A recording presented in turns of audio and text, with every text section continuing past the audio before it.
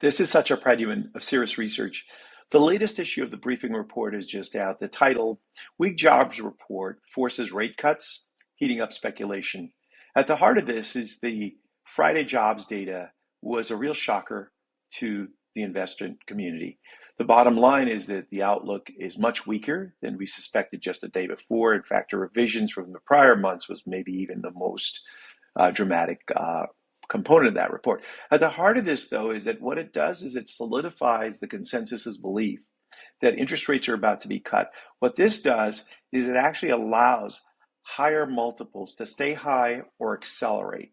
And so that's what we get at in terms of this idea of the likelihood of speculation is likely to ramp higher before it reverses. So there are real concerns here with growth, inflation, but at the moment, there's a promise in the wings of an interest rate cut or a series of cuts, depending on how the data goes. This is net favorable for the speculative run that's already underway. A couple of key points, though. As we get to a more and more crowded U.S. equity market, this is incredible performance pain for active money managers. This is especially notable in large cap growth.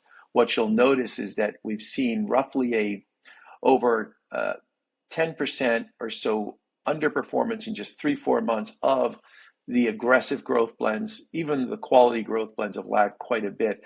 Bottom line, large cap active blends are legitimately struggling here.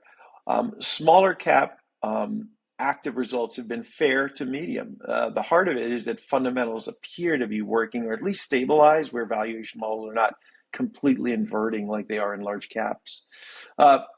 Couple key things here. One, you've also got this debate between upstream and downstream. In our downstream indices, what we're showing is that areas like data centers, nuclear, in other words, alternate energy, cybersecurity, they're up sharply, 33, 45, 47, 28%, respectively. These are very dramatic numbers. The bottom line is that the AI investment race is underway, and a lot of the infrastructure buildup that's needed is now getting rewarded. I think the early stages of this investment was just the chip story.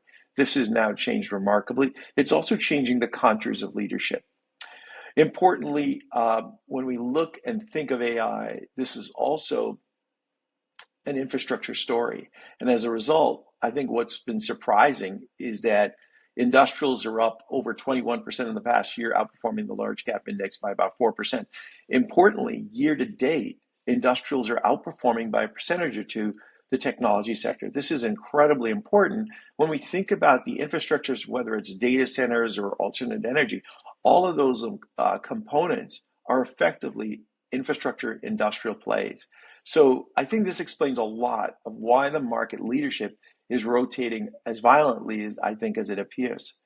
And then finally, if valuations do not matter, and that's really what's going on right now, if interest rates are likely to get cut, higher multiples are going to matter. Valuations will not matter. If that's the case, your short book also gets hit. That's exactly what we're seeing. In addition to active manager results, especially in large cap land struggling, what we're also seeing is that short books are completely getting unwound here, thanks to the fact that fundamentals do not seem to matter. Notice in the upper panel, these are the net results for our short portfolios, whether it's small cap or large cap. Below are the efficacies of valuation. Notice the gap between the smaller cap value factors where they're somewhat stable. They're not adding a ton of value, but when you look at the large cap results, they're destroying value. And I think that's why the large cap active world is so turbulent right now.